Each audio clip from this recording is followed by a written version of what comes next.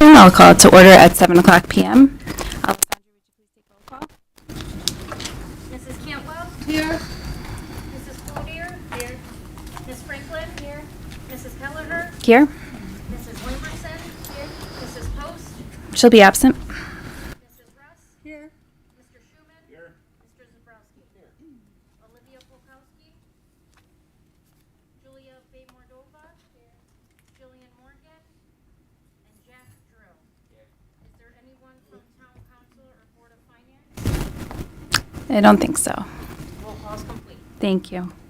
Now on to approval of agenda and the agenda deletions and chair's review of agenda highlights. I don't have any additions or deletions. Do you have anything to add or delete? I do not. Okay, so we'll see the K-3 reading update this evening, as well as a STEAM curriculum overview, and we have a couple of executive sessions, and we'll be celebrating our students tonight. Thank you, Alan. Is there a second? Second. Jen, all in favor? Aye. Opposed, abstention, motion carries. The agenda is approved. All right, we'll go right to celebrating our faculty and staff. We have Cromwell Middle School, and Dr. Macri, would you like to introduce? Or Sure. Ann Cocciola, if you'd like to. Okay, go ahead. Before we introduce Mrs. Cocciola and our team, just quickly, March is Board of Education Appreciation Month, and you will see a little gift from our students to you. Thank you for everything you do. No one knows more than me how much time you put in, and the administrators, into what you do.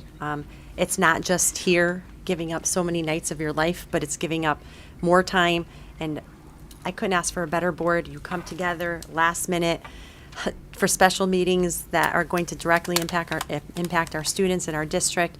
So this year we did something a little different. We had the teachers talk to the kids about the Board of Education and what you do, and the kids wrote you cards, and yes, I did read most of them except for the ones that are sealed, and they are so sweet. They're absolutely beautiful. So please take the time. You're going to love them. And just a little hat. Actually, that hat is pretty popular. So big thanks to, shout out to our AD, Kelly Maher, who was able to get her hands on them quickly for all of you. So we hope you enjoy them. But really, thank you for everything that you do, and enjoy those cards because they are hilarious. So just so you know, we appreciate you, and this was done by WIS. And these were the messages to you. This is thank you. And this was from Cameron, Texiera, Alana, and Sophia. Catherine Russ, thank you for spending your time to make our school great. Kelly Franklin, thank you for making our school so much fun. Matt Zabrowski, thank you for everything you do for our schools. Selena Kelleher, thank you so much for making sure we get our best education. Kelly Cloutier, dear BOE member, Kelly Cloutier, thank you for taking the time to help our school. Alan Schuman, you mean a lot to us. Thank you for making our school better. Dipti Post, we appreciate the work that you do to help us. Jennifer Lamberson, we appreciate you for organizing our school and giving us a great education. Lori Cantwell, thank you so much for helping our schools get an education. So this is from WIS, and you could all keep it. And it was just a few of the kids got together and made that card for you. So thank you for everything you do, and I hope you enjoy your prizes, and I know the cards will be your favorite. Hi, This is so amazing. Thank you so much. I can't I even. would also like to add on to that, actually. Who's talking? Oh, Olivia, there we go. sorry. Yeah, so in addition to my notes today, I would like to take a moment to speak on behalf of Cromwell High School students and staff. For those, I mean, you just introduced it, but I was going to say March is obviously the Board of Education Appreciation Month, a great time to focus on the crucial role elected Board of Ed members play in our communities and schools. And you Board of Ed members are extraordinary people who voluntarily tackle an enormous job of governing our schools. Your actions and decisions affect the present and future lives of my classmates and all students, and we recognize the Board of Education members for this commitment and sacrifice.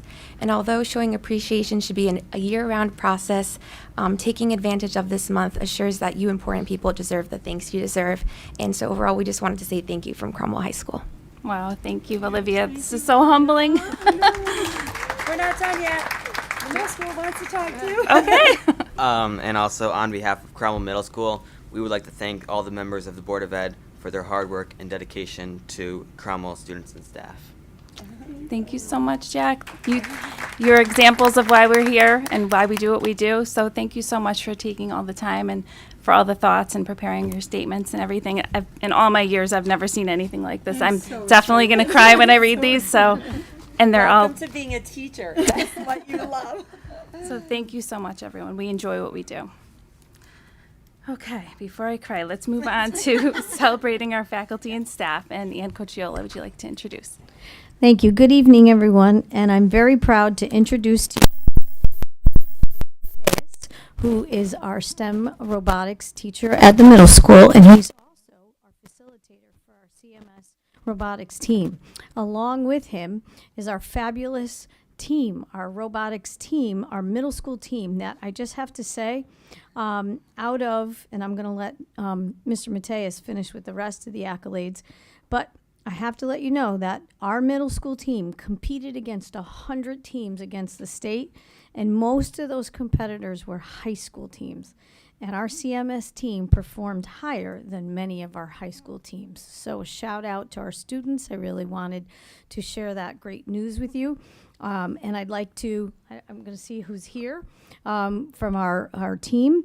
Olivia Cloutier, Joseph Cognata, Dante Daniels, Matthew Freesia, John Marco Ferreira, Alexandra Murray, Zachary Panderis, Xavier Rasmussen, Carice Rivera, James Tedeschi, and Olivia Solling. So I want to congratulate them for their hard work. They're amazing. They were here a million hours after school along with Mr. Mateus.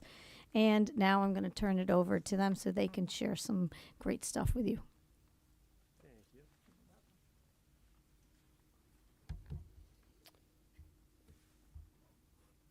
Okay, so I was lucky enough to work with this team this year. Everyone on this team did a lot to this robot. It did not just happen all at once. The biggest part was, just teamwork between different teams. Like we had a drive team, a coding team.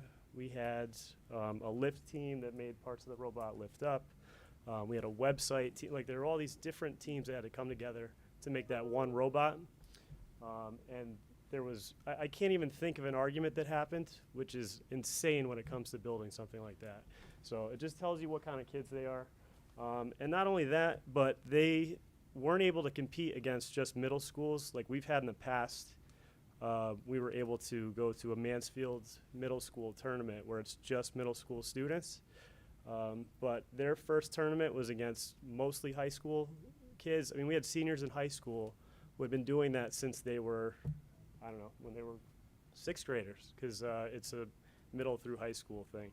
But they hopped right into it, and we haven't had this in the past 2 years because, COVID kind of stopped it. So this was brand new to all of them, and they really stepped up and just worked together and did more than I could have ever imagined.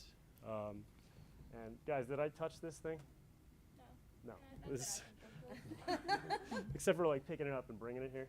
No, it's all them. They did everything. They deserve all the credit. And it's nice when I can just sit back and just watch the kids work and show off what they can do. So I'm going to let a couple of them speak. And just really quickly, just to give you an idea, they did, in one of their tournaments, they ranked higher than 14 out of the 36 teams, and they were all high school except for them. And then in their other tournament, they ranked higher than 8 other high school teams. So that's pretty good.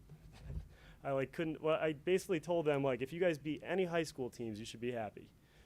And they far exceeded, not that my expectations were low, I just wanted to, I didn't want them to be upset if they didn't get up there, but they got higher than I could have ever imagined. So It's amazing. Do you want to set that down on the table? It looks pretty heavy. I told him to, and he won't let go of it. Are you a little possessive of it? Okay. All right, Zach, why don't you speak, bud? You got this. So during robotics club, is this working? Yep, you can lower it. Whoops, or not. Or maybe I can't. So during robotics club, it was very different from other clubs because we stayed after and we had to build something and then have it compete. against other people who had to start with a better budget than us and a lot more experience. And so it was just like a very different experience from regular school, where you kind of just sit in a classroom and do academics. This was kind of a step out of my comfort box and maybe a couple other people here. So thank you. Great job.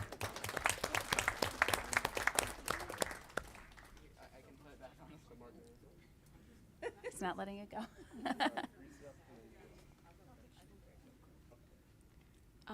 Hi, hello. My name is Cruz Rivera. I was an 8th grader on the team, and I was a coder in the robotics club. It was, again, like Zach said, it was definitely a step out from all our comfort zones, because this is something that we've never really experienced before, especially for me, I guess, because normally when I go to these clubs, I think, it's nothing too serious, but when I saw that we were going up against a bunch of high schoolers, actual high schoolers, people that were, older, had more experience than us, I thought, oh, this is, you're for real. And so I thought to myself, okay, well, surely we can do it. We have each other. We collaborate well together, and we can set aside our own differences and work past that and work towards something that we've created all on our own. And I'm glad to say that our fruits of effort, they came to bear, and that's what I have to say. Thank you.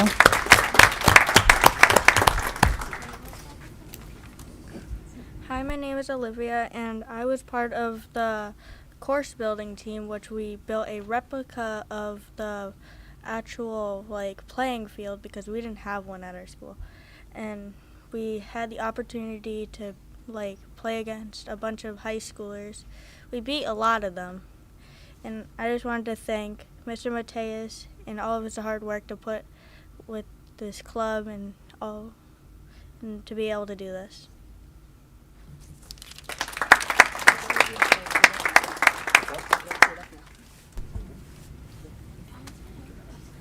Hello, my name is Gianmarco Garcia Ferrara. Which meant I worked with everyone there. So not really as much the website and the coding, but so I did the utility team. So I helped with the making it so it would drive. I helped with the lift team so that the motor on the other side of it could work to pick up the discs that we used. I helped with the course builders to help replicate the field. But yeah, it was a pretty fun experience. I also got the honor of being the main driver for our team, so I would drive against the other robots for us. And it was a pretty exciting experience, honestly. The fact that I got to go up against people with much more skill than me and actually beat them, and with the fact that they had more tools and stuff like that to use. So some of their robots, they could shoot discs from the other side of the field, and ours could just do not as much as that. But it was a really fun experience to do. Thank you.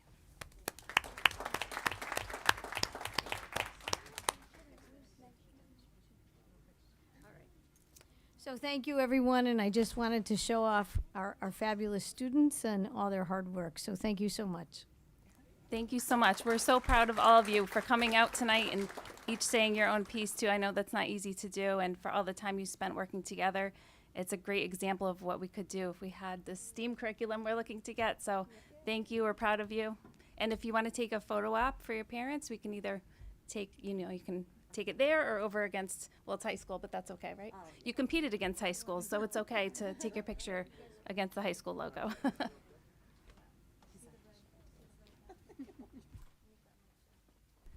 I'd ask for a demonstration, but I don't think that's leaving his hands.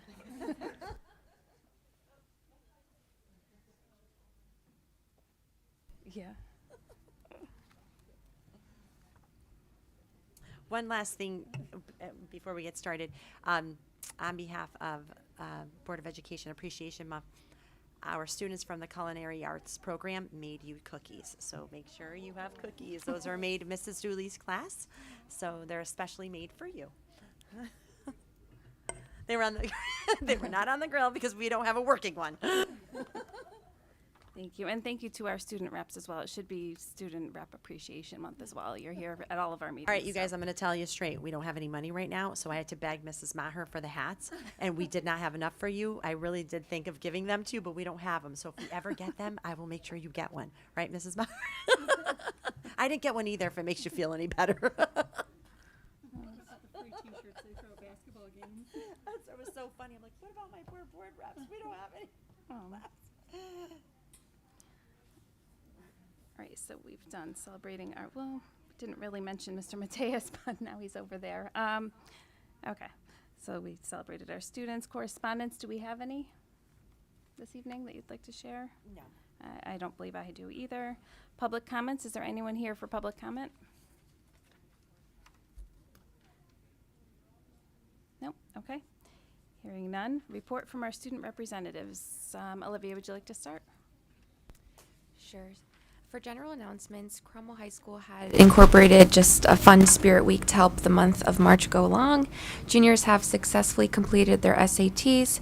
Prom tickets will be on sale from Monday, April 3rd to Thursday, April 6th. They are $100 for seniors and $75 for juniors.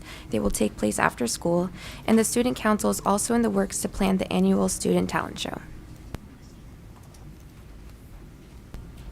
Okay. The spring sports season has begun. The baseball, softball, girls and boys lacrosse team have had their scrimmages these past few days. The outdoor track team have their first meet against Portland on April the 24th. The golf team has their first game on April 4th against Portland. And the girls and boys tennis team have a game on April 3rd against Old Saybrook. Thank you. And Jack. On March 15th, 16th, and 17th, the CMS Student Council held a food drive to collect cereal and breakfast items for the Cromwell Food Pantry, and together they were able to collect 80 items. On Saturday, March 25th, some 7th graders went with Miss Pavlik and co-hosted Hearts for Hinka, which is an annual pasta supper fundraiser that is held to support Hinka's Cupboard, a local grassroots food pantry that operates out of the church basement of St. Francis Church in Middletown. Students served and cleaned tables, ran raffle booth, as well as baked desserts, and raised up to $4,000 for Hinka's Cupboard. And then also, Cromwell Middle School had their play for Mary Poppins this weekend, and I believe it was very successful. Baseball tryouts started yesterday, and track will start on April 3rd. Great, thank you. Any questions for our reps? Lori? You go first. I just wanted to clarify. You said the prom tickets are $75 for juniors and $100 for seniors. Is that what you said? Yes. Is it? Oh, okay. Because I thought the email just said $100 a ticket that went out, but maybe I didn't read. So that's definite then. It's $75 for. Well, we'll double check. Yeah. Yeah. Okay, hold on. I'm sorry. You say. So, it's $75 for juniors when it comes to class dues, and then it's $100 for the prom tickets. My apologies. Oh no, that's okay. I just want to make sure I had. So the class dues have to be paid up to $75, and then the $100 for the ticket. Yeah, so Got like it. the seniors already have to pay like $100 for the Right, class right. dues, and then And then another because it's $100. $25 a year. Yeah. Okay. All right. I just want to make sure I got that. Thank you. I actually did not know that myself. Oh. No, thank you. And Catherine had a question? Yeah, last month we, due to the weather, we didn't have students here, but we recognized all our winter athletes. I don't want to cry. Olivia was part of the cheer team, and she was my daughter's back spot and made sure she never touched the ground, so I love you, Olivia. But she was part of the team that came second in states and competed all the way through to regionals. And then the next morning they woke up early and went to Mohegan and cheered for the boys. But congratulations, Olivia. That's quite an accomplishment that you and your team have. Still don't want to cry, but we're so proud of you, and you still kept all your grades up and came in here every week while cheering for the girls and boys basketball teams and competing. So I'm really proud of you. Thank you so much. You know you're my favorite cheer mom. Thank you for letting us all know that, highlighting her for us, because there were so many. I invited I could have Catherine. Right? Catherine, keep going. You know all. I invited the whole cheer team over to her house for a sleepover. I'm like, Mrs. Russ is the place. After they competed in Massachusetts, the entire cheer team came over, slept over, and I was super impressed. They got themselves all out the door before 7 a.m. to get on that bus to go to Mohegan. They were And I was worried about them because they looked tired, and I was getting nervous with all those. I'm not gonna lie, when I kept seeing all those, I'm like, oh God, please nobody fall, because I knew you guys were out all day. I know. Kept watching. And lastly, I just want to thank you all for your reports last month. I know that you weren't at our last meeting because we had a minimal meeting that month, but they were included, all of your comments included in the minutes. So thank you for that. I know it's a lot of effort. Okay, moving on, reports of liaisons from the Town Council, Board of Finance, Cromwell Middle School Building Committee, and Fields Committee. I don't believe we have anyone here. Do you have a building committee update, Jessica? Okay. Does anyone have any questions about the middle school building committee? Okay. Superintendent's updates and responses to Board of Ed comments and action items from the prior meeting. We just had a meeting a couple weeks ago, and I feel like I send you a dissertation every Friday, but sorry, this week it was Sunday. Smarter Balance is beginning. Just a reminder, they are high stakes testing. It is an important assessment, just reminding all families and all of our students to do their best, take it seriously. It is only 1 point of information, but as we saw the report card, that's how we get graded by the state. SATs, the students did a great job, and hopefully our results will be really good. That's what I'm hoping for. And there's just been so many amazing things that have been happening with our students. And I know Kelly Maher did an update the last time she was here, but I'm going to ask her to come up and do a final update for winter athletics, because we continued to participate and win a lot, which is awesome. And then we also, the robotics, you've heard from the robotics club, and then the robotics team at the high school came in second place. So we have a lot of awesome things going on. But if you could just give a quick update of after the last time you gave that wonderful update of what happened since. This one is much quicker. The cheerleading team did compete in New England. They came in fifth overall, and was a very slight percentage before moving up on that last spot. 0.2 to be exact. Oh, Libby. We're busy cheering.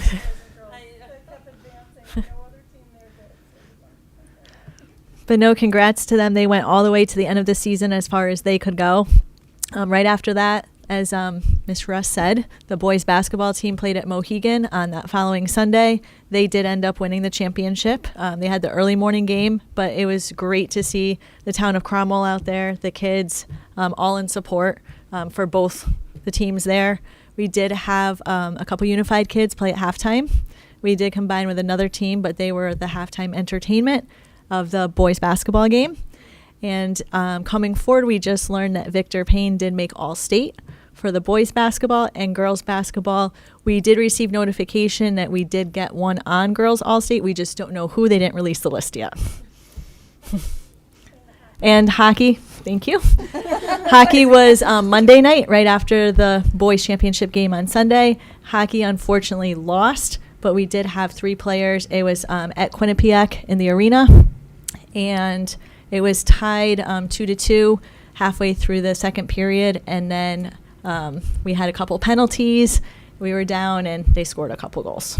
But it was congrats to our 3 hockey players, Harrison Ranger, Thomas Quirk, and Austin Vizone. And Harrison made second team All-State.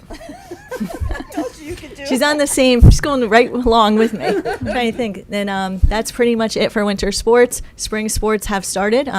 Last week was pitchers, 2 weeks ago, pitchers and catchers. Spring sports were in full-fledged last week. We're in week 2, and opening games start this Saturday. Thank you so much. Some pretty awesome things going on. Again, I say this every year, and I mean it every year. We have some pretty amazing athletic teams, and usually ADs get a break in between season. Kelly, I think, got 1 day break, maybe not even. She's awesome. It's wonderful. She is this community, a huge part of this community, and our students. We're also lucky to have her. She works her tail off, and I appreciate everything you do, Kelly.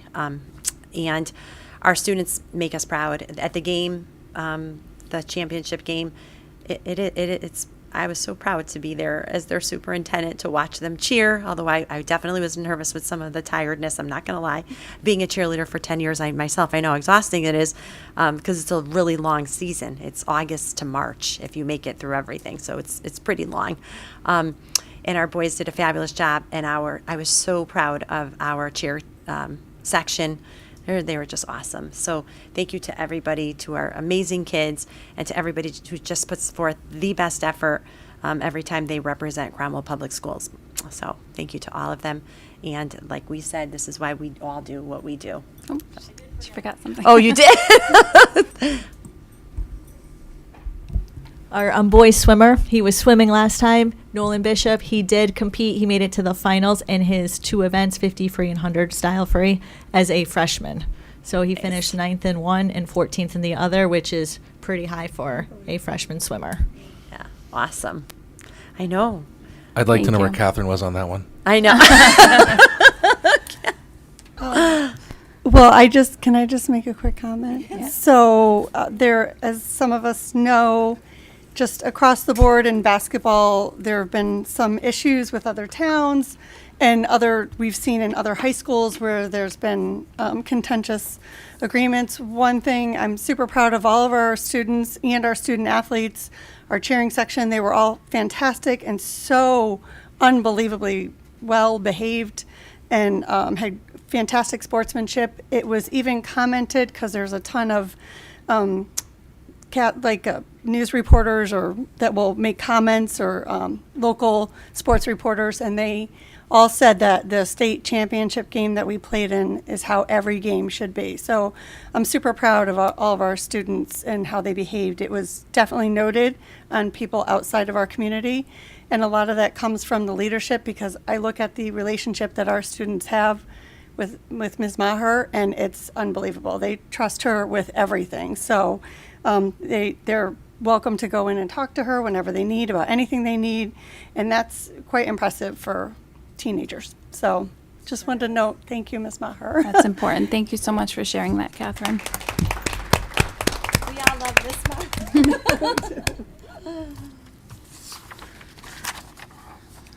All right, under new business, item A, K-3 reading update, reference A in your packet. And for that, we have Director of Curriculum, Dr. McLean.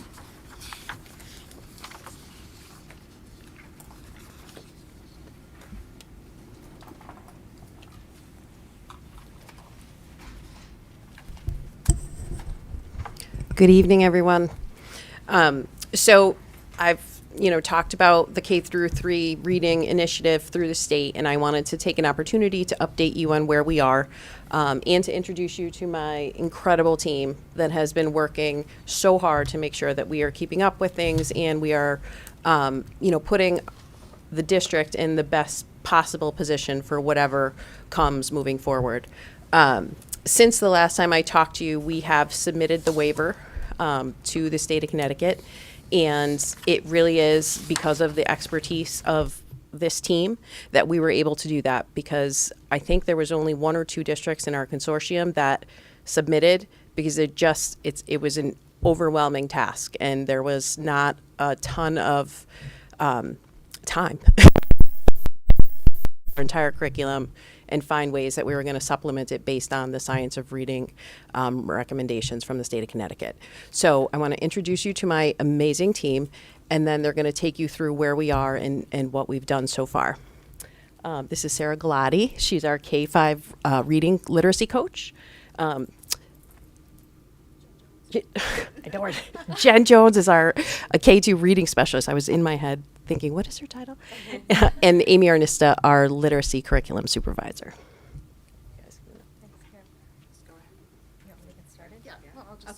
Okay. Hi, everybody. These 2 women over here are amazing teachers and specialists, and you're going to see their hard work this evening. So I'm going to turn it over to Sarah to kick it off.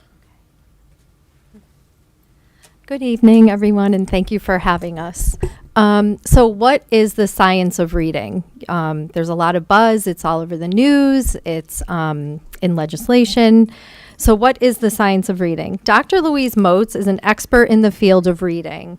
Her definition states that it is in the emerging consensus from many related disciplines based on literally thousands of studies supported by hundreds of millions of research dollars conducted across the world in many languages. The studies have revealed a great deal about how we learn to read, what goes wrong when students don't learn, and what kind of instruction is most likely to work the best for most students. So basically, the science of reading, or SOR, is a vast body of scientifically based research about reading that states how to effectively teach children how to read. So there's a systematic way to teach reading, which begins with phonemic awareness, and then phonics taught with vocabulary and language, which ultimately leads to reading comprehension. And you're going to hear a little bit more about each one of those things as we continue the presentation. All right. Okay, so in 2021, the Connecticut legislature passed a law called the Right to Read Act. And in that law, it formally systemized a statewide response to literacy. So what that entailed is that the state oversees reading curriculum and makes sure there's certain requirements for the curriculum. It also oversees professional development in literacy and also coordinating teacher prep programs. So it's a pretty big deal. So how does this impact Cromwell Public Schools? Well, first off, what we did was we looked at a universal screener that basically made sure that we were testing students to identify any students at risk in reading. And one of the state-approved universal assessments was the DIBELS 8. So Sarah Galati and I work in our two schools, and we trained teachers how to administer and score the DIBELS 8. We did that in January of 2023, and we plan to do it again at the end of the year to see growth and see areas of improvement. We also, as a district, decided to complete the core reading waiver, which entailed us reviewing our current literacy program, finding the strengths that we have in our program, but also identifying some areas of need and having a plan to move forward. We also wanted to provide evidence to the state of all the areas in our curriculum that align with the science of reading currently.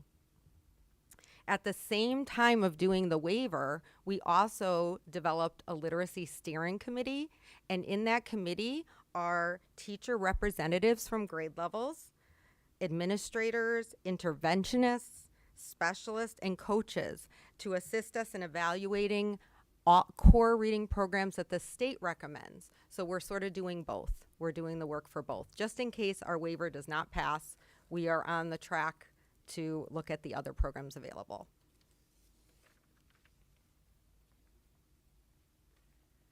So let me take you through the process of the waiver, writing the waiver.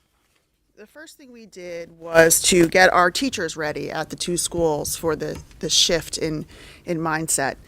And we did a book study on Shifting the Balance, which was written by two teachers and is highly recommended for this purpose. We completed it at ECS a couple of months ago, and we are just about wrapping it up at WIS. So both schools have read the book and have a really good sense of what the science of reading means.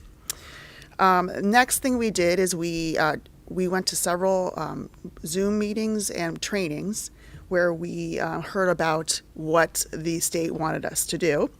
And I remember one particular meeting with Commissioner Russell Tucker, and she was really talking about the waiver doesn't get you out of anything. They really want you to revise your literacy curriculum to have all of the components of the science of reading.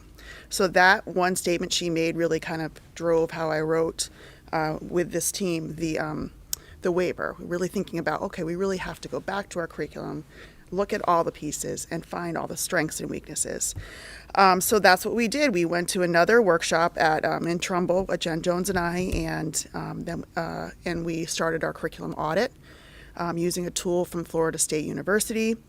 And then the three of us went to another support workshop at CREC in Hartford in January. At the same time that was going on and we were working behind the scenes, the teachers were administering a new assessment called DIBELS, which means the Dynamic Indicators of Basic Early Literacy Skills, DIBELS, and which was developed by the University of Oregon, and it's a great screener. The teachers did a great job with that. We create a little database. We have all of the data collected, and we analyze that. And I worked with Kelly Swan-Romanek, who's our district data coordinator, to look at several data points over the last 3 years. We needed to look at data from 2019, 20, and 2022. We also added the DIBELS data. So we looked at the STAR data from 2019, the iReady data from last spring, and the DIBELS data from this winter. And then after we compiled the data, then I worked with our IT department, specifically Krista Scalo, to develop a visual design for our literacy framework, and you're going to see that next. And then this team worked probably we had 2 or 3 hour sessions about 3 or 4 times a week for about 6 weeks. And we just plowed through different pieces of the waiver and refined things, and it was intense work. It was very draining, but we did a great job, I think.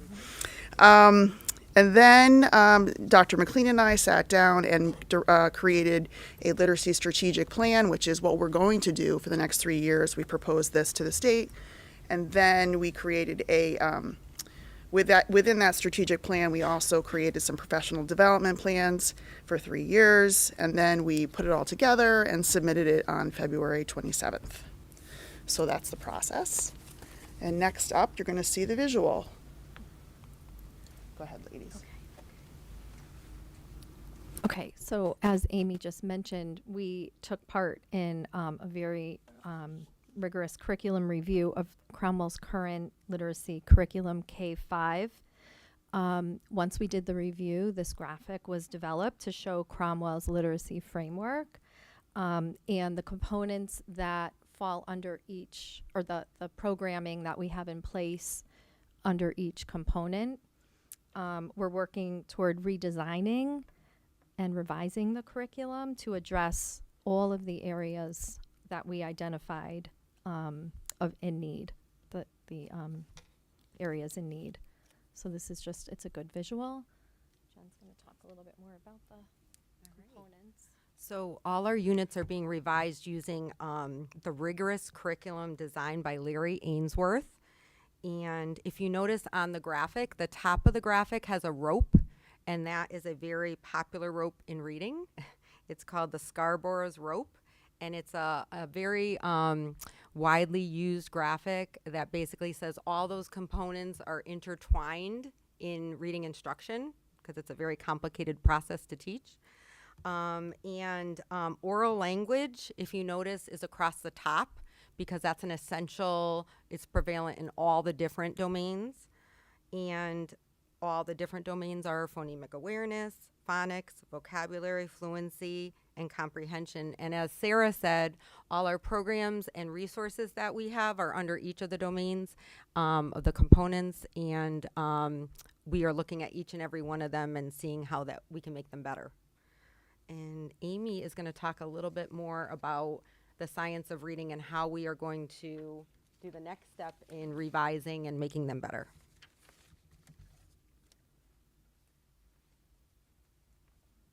Thank you, Jen. Okay, so what are we going to do in our strategic plan? There's a couple of slides about this. For revising our curriculum, we're going to be doing a complete revision of the Calkins units of study to embed the science of reading practices. We're going to add a phonics program, which is the Hegarty program. We are going to develop a vocabulary instruction scope and sequence document and embed it into the new revised curriculum. We're going to add our foundations program to grade 3, bring that up. We're going to also look at specific fluency routines and high leverage strategies to embed those into our lessons, and then also looking at developing a grammar scope and sequence. So nouns, verbs, that kind of thing. More intensive stuff than that, but that's basically it. So that's what we're going to do for curriculum. And then for the strategic plan, this is the thing the state is looking at as to what's Cromwell going to do over the next few years. And we decided that we are going to do several things, in fact. We are going to make literacy, as we already have, made it one of our foremost priorities. We're going to establish instructional leadership teams, and we already have a steering committee, which is the district one. And I had a conversation with Lucille and Chris this week about establishing buildings literacy teams. So that'll be happening next fall. We already talked about the DIBELS. We're going to be using the DIBELS either digitally or in paper version like we are right now next year, and the full battery for K-3. We are going to revise our Tier 1 instruction using the new units that we're developing. We're going to tweak and tighten our literacy intervention program because that is how we service those students who struggle to read. We have a lot of work to do with that, and we have some great interventionists who are so dedicated, and I'm so looking forward to working with them. We're going to prioritize and protect the professional learning time, and Dr. McLean has already been developing the professional learning calendar for next year, so we have a whole bunch of different trainings that we're going to spread throughout the year. This next bullet is something I would like to develop with Dr. McLean and the board and Dr. Macri, some kind of summer school intervention for reading, which will be budget dependent, of course, but I think that some kind of over the summer intervention would be helpful. And we also want to make sure that we're continuing to communicate to parents the importance of their role in literacy development. So those are the pieces so far. And then the next one here, this last slide, this is a 3-year picture of 3 years of professional development. You'll notice the topics down the column all the way over to the left, and the grades across the top, and who's going to be receiving what over the next 3 years. Next year, we'll be focusing on culturally responsive reading strategies. We'll be doing our training for the Hegarty program. That's our phonemic awareness program. We are in pilot version now with several classrooms, and teachers are having a lot of success with that program. The DIBELS will continue with that, making sure that the new teachers that we get will be trained in all of the components of it. We'll continue with our science of reading trainings 3 times next year, and then we'll be introducing the new units of study, our new curriculum units as we develop them, working on comprehension and vocabulary and grammar. And that's just for 1 year. So these are the components of the waiver. I'm extremely proud of this work, and I'm very hopeful that the state adopts or approves our waiver, and that we get to move forward with this work. And I want to thank Dr. McLean and the 2 ladies here and the principals for all their support with this waiver. So thank you. So this was all put together and submitted with the waiver? Yes. This whole presentation? Yep. And this is sort of like the plan for if you don't purchase one of the other recommended plans, then this is what you would do. And some of the things we are utilizing, and some of them are newer. Is that correct? Some of them are newer, right? And like I said, there are going to be things that we have to do to supplement our current curriculum. It's not just a waiver. What we're doing is working. There are some things that we are going to have to add and revise that are in current practice now. The teachers have been amazing in terms of their willingness to learn and to implement pilots and things like that. I feel very lucky, and I feel like, and Dr. Macri and I have said this several times, we have a thorough plan. We have gone through this, we have checked all of the boxes. If our waiver is not accepted, then I don't think any waiver is going to be accepted. This team has gone through what we do with students in terms of reading with a fine-tooth comb, and we've really taken a critical look at what it is that we need to shore up in order to meet the criteria for the science of reading. I'll open it up to questions if you're through with the presentation, but One quick question. When will you know? That's a good question. Or nobody knows that yet? That is the million-dollar question. Sure. I think I want to start just quickly. We are very lucky. Take a good look at these four ladies because to have curriculum experts that know this depth of the science of reading is not the norm.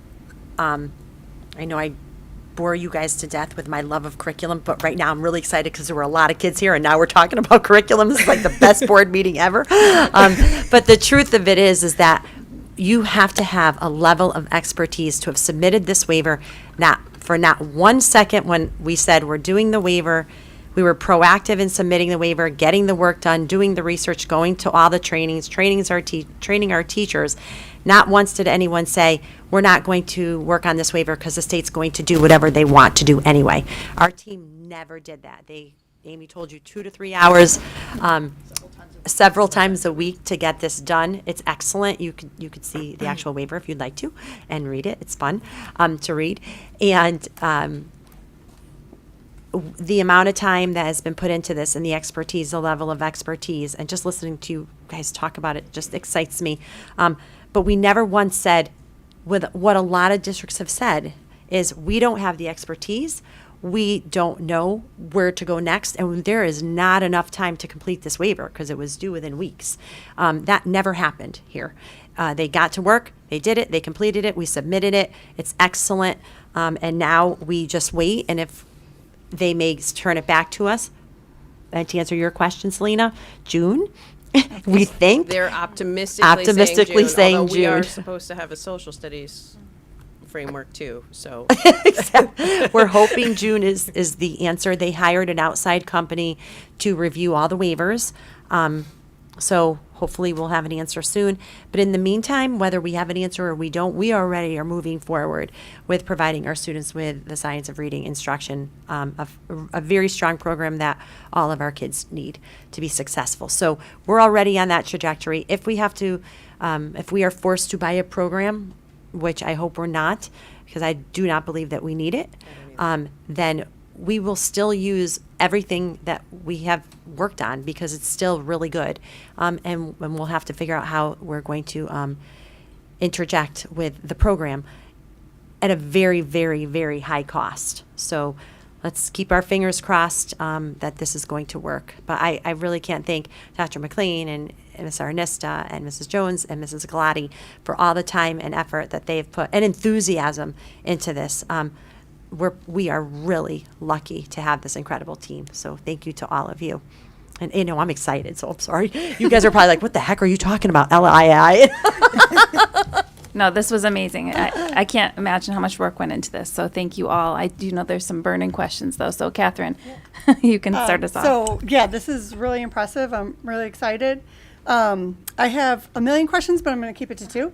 And number 1 is, do we know, or do you think that the state is going to say, review our plan going forward to make sure that we're keeping up with the different pieces that we say we're looking into and improving in our current curriculum?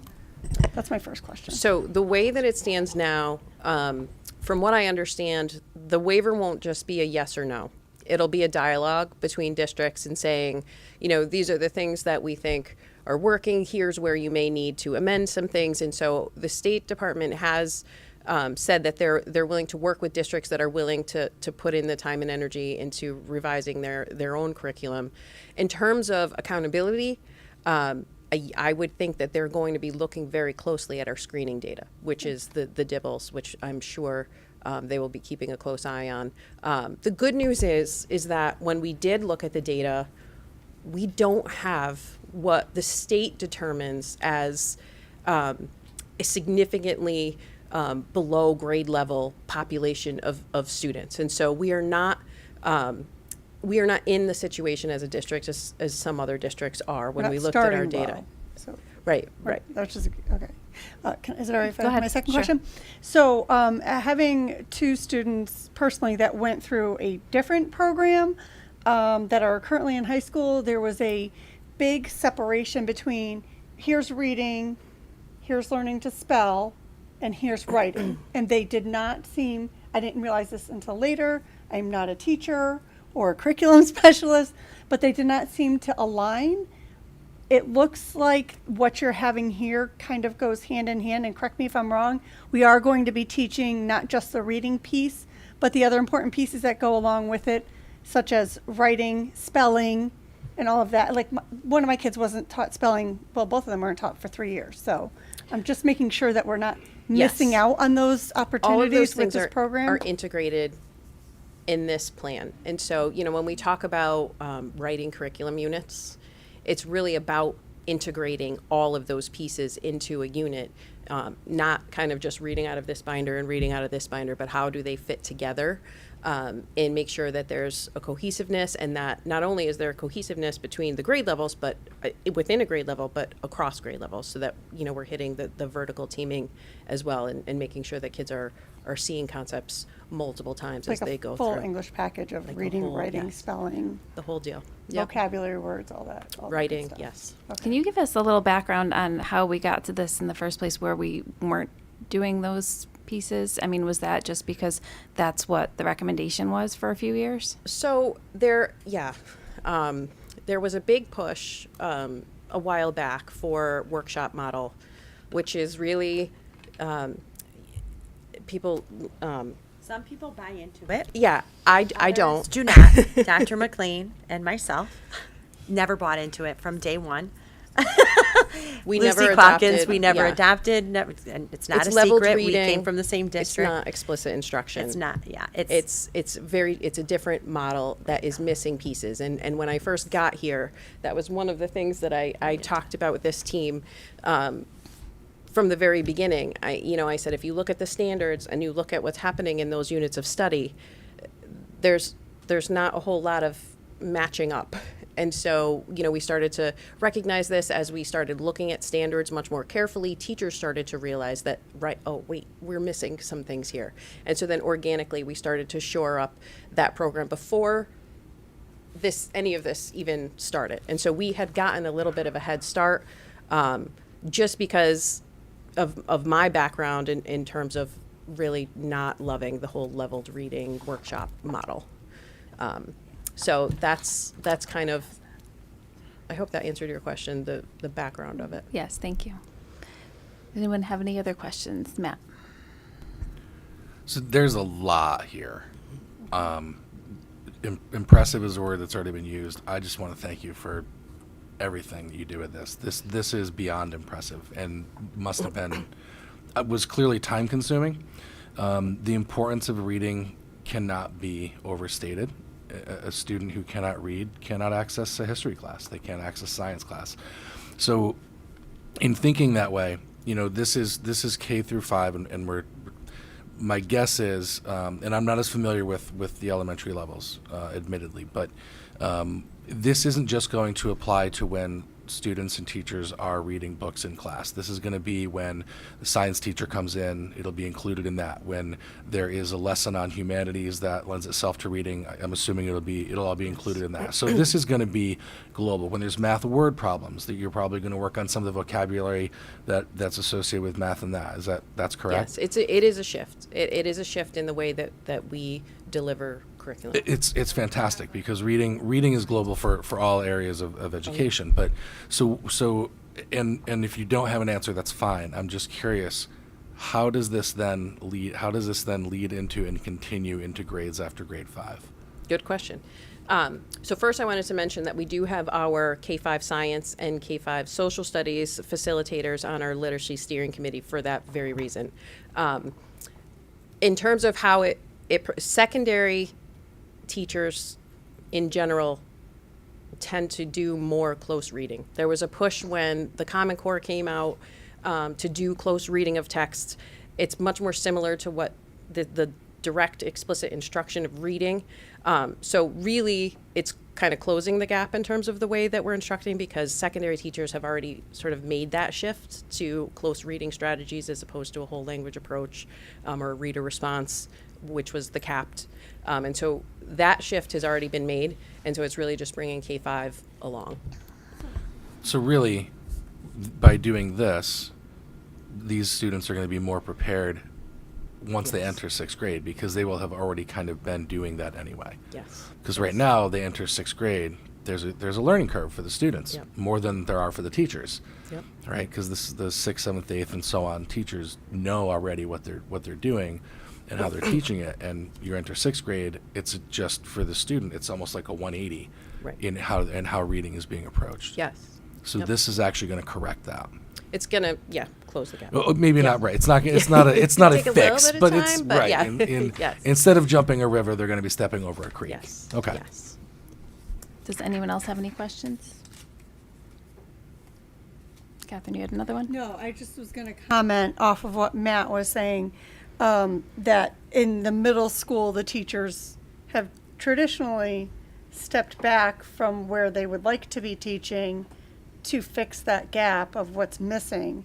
But as I had my last one come through, the gap wasn't as large. That's as really when my good to older two went hear. through, it was a bigger gap, and they had That's really to good kind to of hear. start from the beginning. And it was frustrating for those middle school teachers, and it took a while to get them along. But there was less of that gap with my third child, who is currently in 8th grade. So That is fantastic to hear. And we have, like I said, we did get a little bit of a head start because when I first started here, that was one of the things that I kind of zoned in on. And so this was prior to, the state saying that we needed to make a shift away from this. No, this is contingent on getting the waiver. Yes, and If so we if don't we get can the do waiver, this, we're hosed. then none of this. So, hey, it's spring. Everyone's taking their hoses out again. I get it. Oh yeah. So, I mean, I hate to point this out, but you may have put in all of this work and all of this effort. No, we know. And not knowing. Yeah, so, we know. so you know what? I appreciate the work you did. It even has more. it has been great professional development, and that's what we've been telling Yeah. ourselves. And also, we are keeping both balls in the air because we have the literacy steering committee that just this week met with one of the publishers so that they could present their curriculum to us. We had gone to the consortium put on a curriculum showcase of all of the programs that are available to us, and we narrowed it down to 3. And so this week we were presented with Savas, one of the publishers. And so we are still ready to move in whatever direction we need to go in. And I know this team feels the same way, I just don't think that we need to spend $500,000 on a program when we have the expertise in districts and we can do this ourselves. And even when I look at these programs, they're good programs. I don't think they're better than what we have, but they're good programs. But there's also, the cost is super high to just jump into it. But then there's these student workbooks, and it's going to cost the district money well over time. And there are plenty of districts who need that because they don't have this. They didn't have that start. And I feel that I could say that. And I was a principal of a school that the teacher, not their fault. They did not know how to teach reading, and they did not have a reading program. And Mrs. Arnista and I started from scratch there, and it was a failing school, and it became a school of distinction within 18 months. I'm talking 47% reading proficiency to 91% reading proficiency. It's all in the curriculum, and it's all in the professional development and the expertise because if these ladies don't share their expertise, it's not worth it. And if we have people who are not willing to be open up to learning all this, and we don't have that. Everyone has been open, willing, ready. I just can't imagine the state saying no to us and making us, and if we get a no, I'm not just going to accept a no. I'm not going to let you accept a no either. We're going to write a lot of letters to legislation and everything else because there is no reason for Cromwell to spend close to $500,000, if not more, when we know how to fix this problem. It takes time. And yes, we're going to need some resources. We have to have that the DIBELS assessment, which I can't believe they're on 8 because I think when we started it was 2. There are things There are that things will we have need. to do, Yeah. but not to the extreme of where a lot of school systems don't have.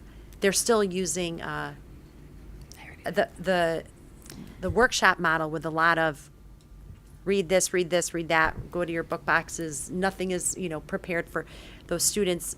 We don't have that, so we're in a good spot. We just have to get them to say yes. We have strong And we instructional will get them practices. to. No, kidding. Our teachers are amazing. They really have come. They've worked really hard over the last 3 or 4 years. Not just when the state said this is the thing. Like they've been working all along. We've been working on our instructional model. We've been focusing on standards. We've been looking at direct instruction for reading. And a shout out, honestly, I mean, there was no reading program here. They adopted Lucy Calkins. A lot of people did. Yeah, a lot of she districts sold a lot of people a river, and a lot of districts, bought into it. We did have some pushback at the middle school when Lucy Calkins was coming into the middle school by our wonderful, fearless leader. And thank God she did, because she believed in the science of reading, and she pushed back hard on not following Lucy Calkins at the middle school level. And that was honestly a blessing, because we may have been in worse shape. Yeah, So we I know would've had she's to hiding review back all there of that, somewhere. too. I don't know, a little head back there. She believed in the same thing that Carrie and I and Amy and all of us believed in. It is the science of reading. Lucy Calkins is not the answer.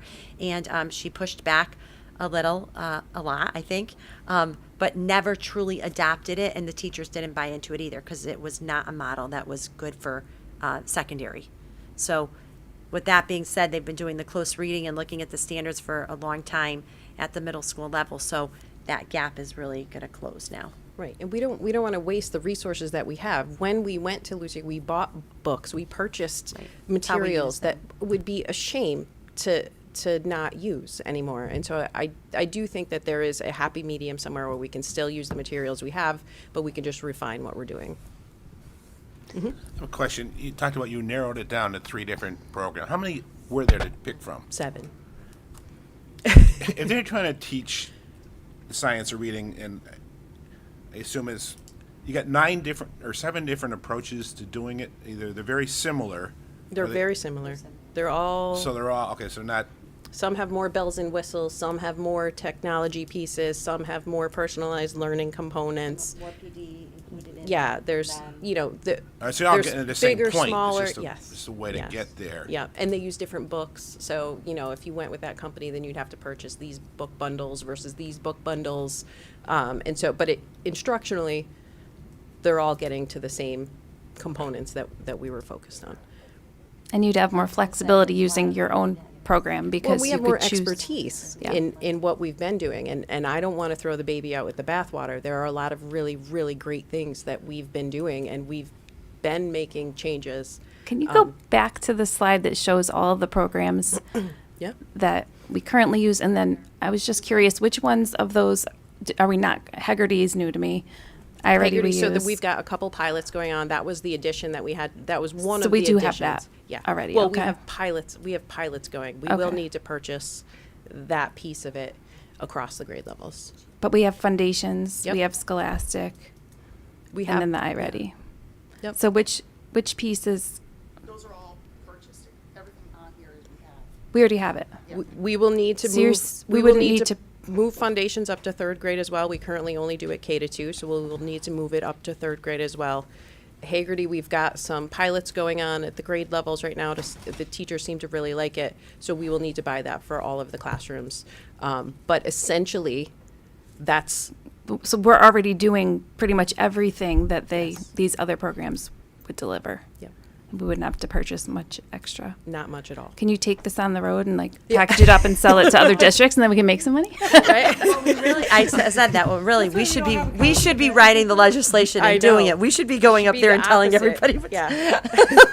But we're lucky. We are very lucky. The expertise that we have in district is hopefully going to be fruitful, save us money, but our kids are actually going to learn how to read well. So. And they have been. Again, They when have we been. looked at our data, we are not in a bad situation No. currently. And so, if it's not broke, then, we shouldn't make a major change, if you ask me. All right. Any other questions? Final thoughts? Anything? Just one. So we are paying a fee to use foundations, or we've already paid it out and we own We it. have the program. We have the kids K-2. We will need, and it's not a small You'll investment. need 3rd. We need the 3rd grade. We need some Haggerty, but we're not talking. So what I'm getting at is if we were forced to, if they deny our waiver, and we're forced to purchase one of these 7 other programs, which I can tell by your body language you do not want to do. Do not want. Right, and I'm with you on that. I don't. Do not want. It seems A, unfair. B, it's like forcing me to. I don't like it. Yep. But would we actually end up saving any money on these that we're spending on these resources?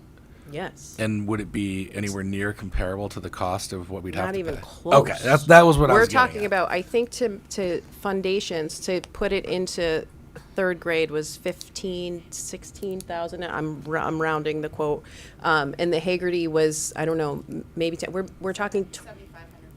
Yeah, we're talking about $30,000 Compared to $500. $500,000. Okay. Yeah.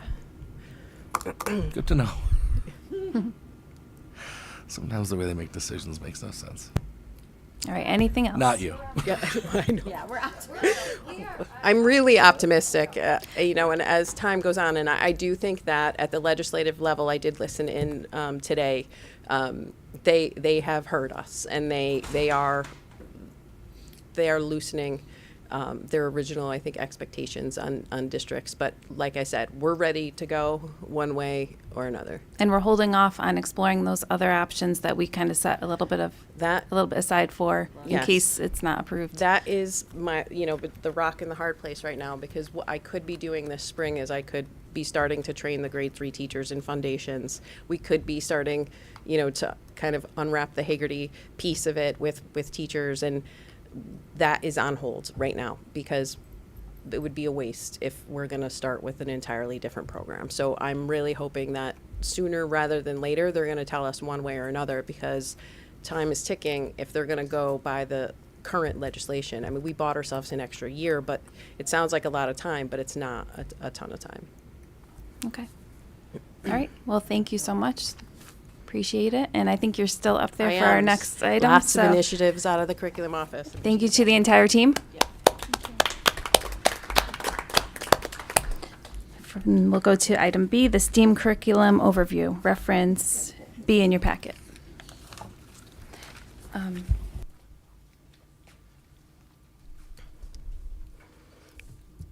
Okay, so this is the next big initiative that's coming out of my office.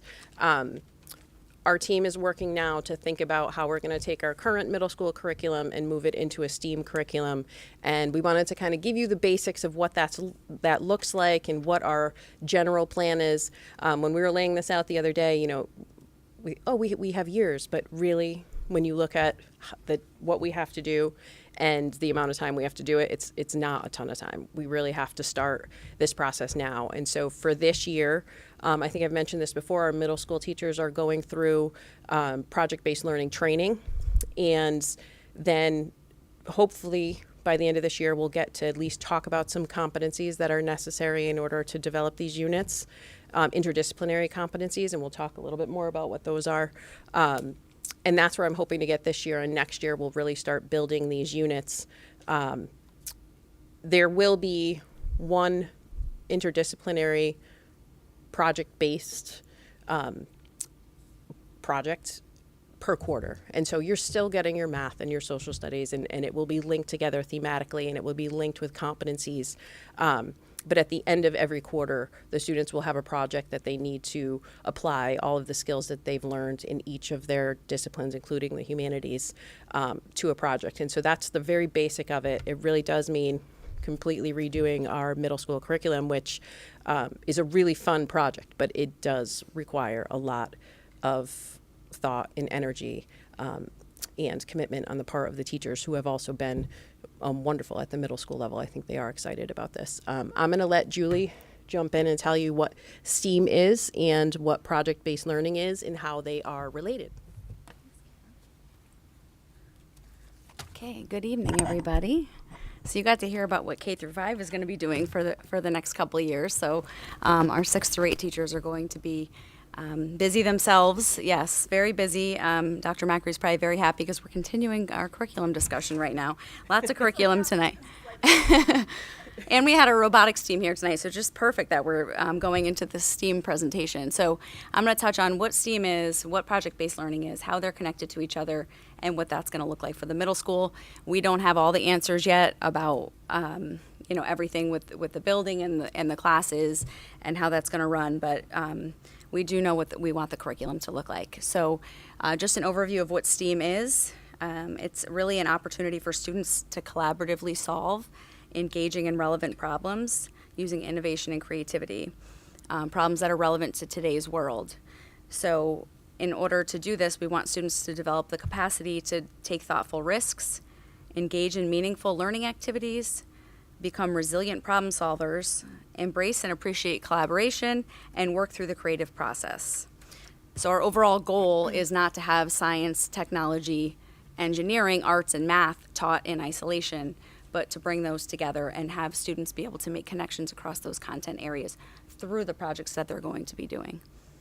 I am lucky enough to be on a committee that is a partnership with the manufacturing companies in the state of Connecticut. And in one of our most recent meetings, they were talking about what they need from their employees and what the skills are. And this is what they said. They can train them in whatever it is that they're doing, but if they don't have these skills, the critical thinking, the willingness to take risks, and all of the things that STEAM and project-based learning does, then there's really, that's the key piece to being successful in that world.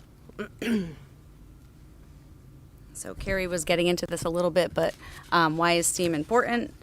We're preparing, as Carrie just mentioned, students for 21st century skills that include things like collaboration, communication, creativity. We're exposing students to that creative process and allowing meaningful collaboration. We're requiring students to systematically think through problems, which is increasing their critical thinking skills. We're providing students with a unique way to problem solve and a hands-on learning experience. And girls and women are underrepresented in the field of STEM, and so this is an opportunity to engage our women and our girls into these fields. It's also a way for them to show different ways to value the arts, like our visual arts and music. So project-based learning is another piece. So it's probably going to sound repetitive because STEAM is really the what we're going to be doing, and project-based learning is the how. So it's really a teaching method. It's an instructional strategy in which students are learning and applying knowledge and skills by actively engaging in real-world and personally meaningful projects.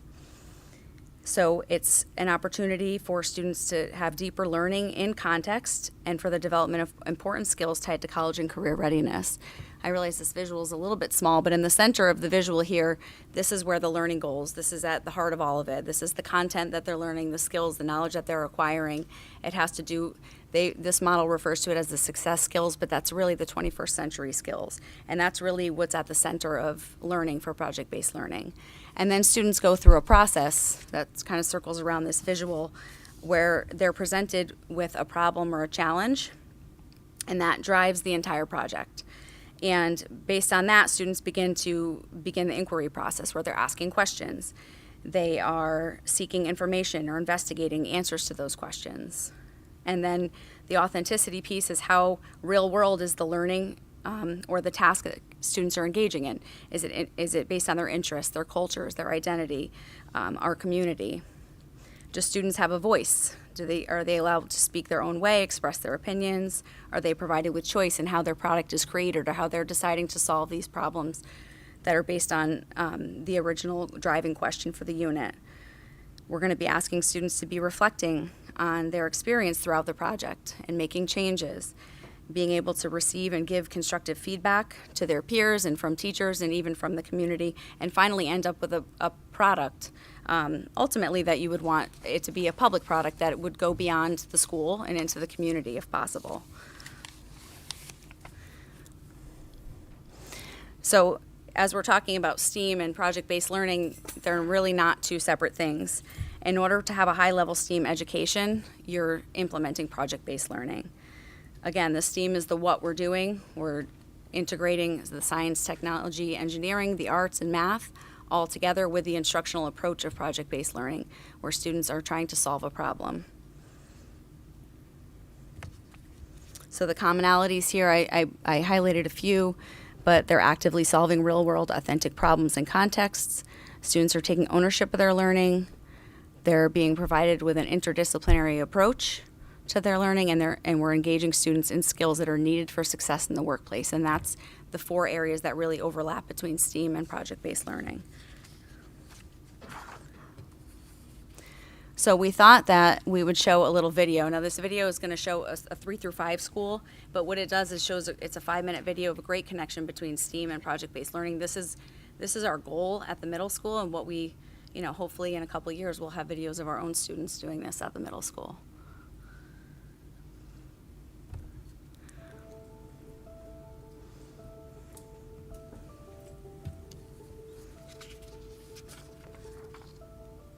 Boys and girls, what is inside of this bag? Air. You are going to see convection at its best.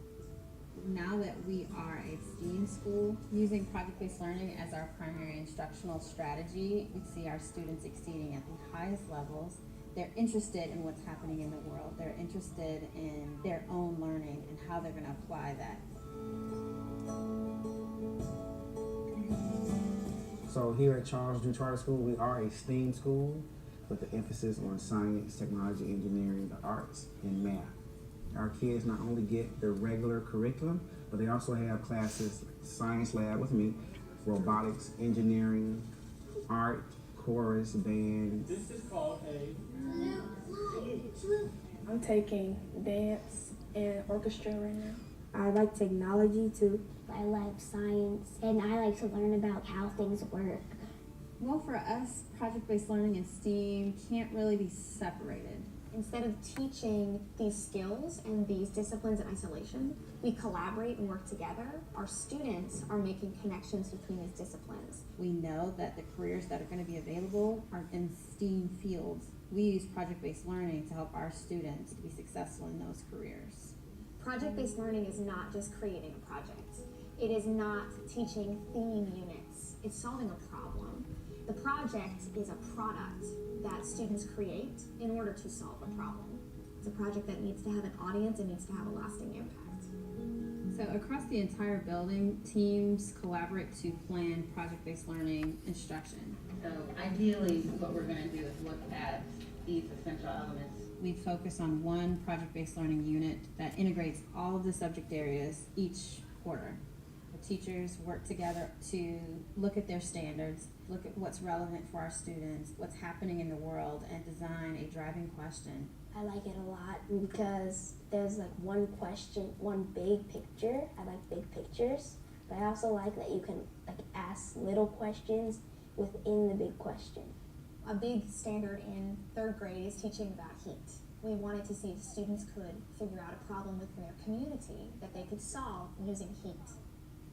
We immediately thought of a snowpocalypse. Heat played an important role, whether it was related to the weather or how Atlantans coped.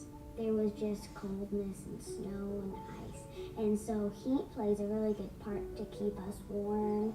We eventually arrived at the question of how can we better prepare for Atlanta's changing weather. We went in this direction because we knew that it affected a lot of their families, it affected our school. My students researched the event. I brought in some community members to just share their stories. We had so many people stranded, and we had students who were on the bus 10, 11 o'clock at night. And we was trying to contact parents just to let them know where their child was. They couldn't believe some of the stuff they heard, and that to me was this very organic way that they arrived at this problem and this feeling of, I want to do something about it. We are going to be thinking of some ways to help Atlantans better prepare for weather like this. The teachers may have designed a project that's going to guide the students in a direction, but the students have a big role helping to design products that will solve those problems. My class came up with some type of safety case that would help them if they were stranded. So they'll do certain little mini projects along the way, like a solar oven. We're gonna talk about insulation. They'll test different materials to see what are good conductors of heat and to see how could these everyday materials fit into your kit. Wooden spoon, plastic spoon, metal spoon. Does it feel hot? Record your observations. What about the middle school destiny? The middle school got hot turn. So that was the hot is. All right, so right One of the questions that they said that they needed to know was, well, how is he produced? Mr. Thomas came up with the idea to bring the entire third grade out. Heat energy can be transferred in how many ways? 3, conduction, radiation, and convection. The heat from the sun will transfer energy to the air inside this bag. Once the molecules in the air inside the bag get warmed up, the solar bag is going to rise into the air. Our commitment to STEAM has shaped how we do project-based learning here at Drew. Technology, science, engineering, that all factors into what we're looking for the students to be able to do when they're answering this driving question. We see our students collaborating naturally to solve problems, not just the ones presented to them by teachers, but the ones that they just face every day.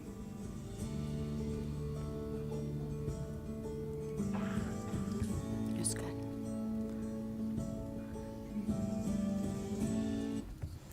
I really like that video because it really shows the connection between STEAM and project-based learning and what, we hope to see. Just the engagement and the authenticity of the projects that the students are working on. I really see the shift as, like that traditional approach from teaching of delivering the information to students. And now we're asking teachers to create projects where students have to work together to solve real-world questions and problems. And not to say that, as Carrie mentioned before, we're still going to have our curriculum units where math is grades 6 through 8 are still going to teach their units in the order that they need to be taught in. But we really want teachers, they have a ton of work to do around this, because to be able to find those connections across all the content areas to create meaningful projects for students is going to be a lot of work. But it's exciting, and we have 3 years to do it. Who's counting? So Carrie touched upon this a little bit, but this is our outline so far of what we are doing and where we're going. So for this year, teachers are engaging in, how many hours is it? I lost track, I think, of the project-based learning. I don't know the total time, but it's a significant amount of time this year has been dedicated to training teachers at the middle school level in what this looks like and how to develop good units that are engaging for students. And as Carrie mentioned, they'll end up as having a total of 4 per grade level, 1 per quarter, that students will engage in these projects throughout the quarter alongside their regular curriculum. So this year, again, it's the professional development. Teachers will begin to start building competencies.